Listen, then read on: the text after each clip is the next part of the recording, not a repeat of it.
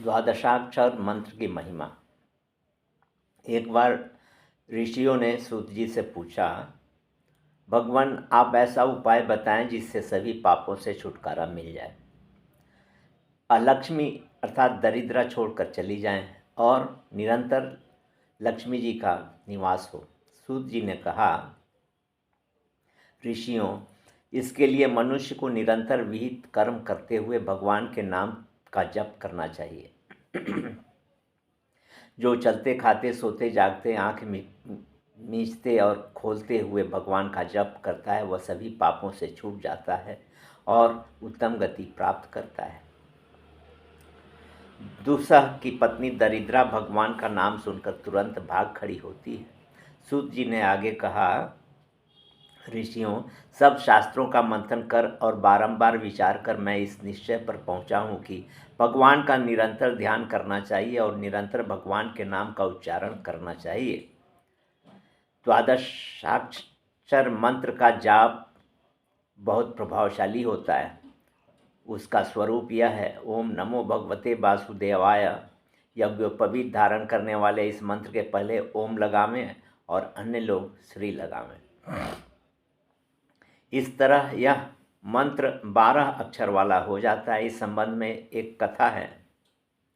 एक ब्राह्मण को कठिन तपस्या के बाद एक पुत्र पैदा हुआ जिसका नाम मैत्रेय था।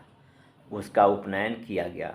इसके बाद पिता उसे पढ़ाने बैठे, किंतु बच्चे की जीभ ही नहीं हिलती, वह कुछ बोल नहीं पाता। उसकी जीभ केवल ओम नमो भगवते वासुदेवाय इस मंत्र को ही बोल पाती। इसके अतिरिक्त उसकी जीभ से और किसी शब्द का उच्चारण नहीं होता। पिता पढ़ाकर थक गए। अंत में निराश होकर उसके पिता ने दूसरा विवाह किया। नई पत्नी से जो पुत्र हुए वे चारों वेदों के विद्वान हुए और उन्होंने कमाकर धन धान्य से घर को पूर्ण रूप से भर दिया। उनकी माता बहुत प्रसन्न रहती थी, किंतु ऐतरेय की माता शोक से सदा ग्रस्त रहती थी। एक दिन उसने ऐतरेय से कहा, बेटा, तुम्हारे और भाई वेद वेदांग के उद्भट विद्वान हो गए हैं। वे कमाकर अपनी माता को आनंदित करते रहते हैं। मैं अभागिन हूँ, इसलिए तुम मेरे पुत्र हुए। तुमसे मुझे कोई सुख की प्राप्ति नहीं हुई। मेरा तो मर जाना ही अच्छा है।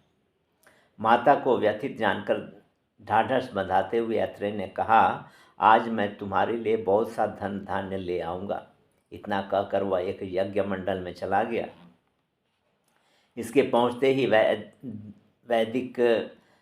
वैदिकों ने मंत्र भूल गए। उन्हें एक मंत्र भी स्मरण नहीं हो रहा था। वे बहुत असमंजस में पड़ गए थे।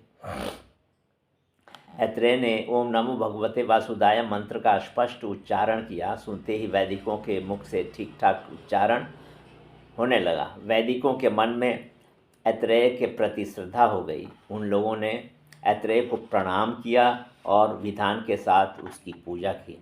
उसके बाद होता उद्गाता आदि सभी ऋत्विज उनकी स्तुति करने लगे। यज्ञ की पूर्णाहुति के पश्चात स्वर्ण रत्न आदि से ऐतरेय का स्वागत किया गया। ऐतरेय ने सब धन माता को समर्पित कर दिया। उस समय पुष्प वृष्टि से सारा वातावरण सुगंधित हो उठा। द्वादश अक्षर मंत्र का जप असाध्य को भी साध्य बना देता है।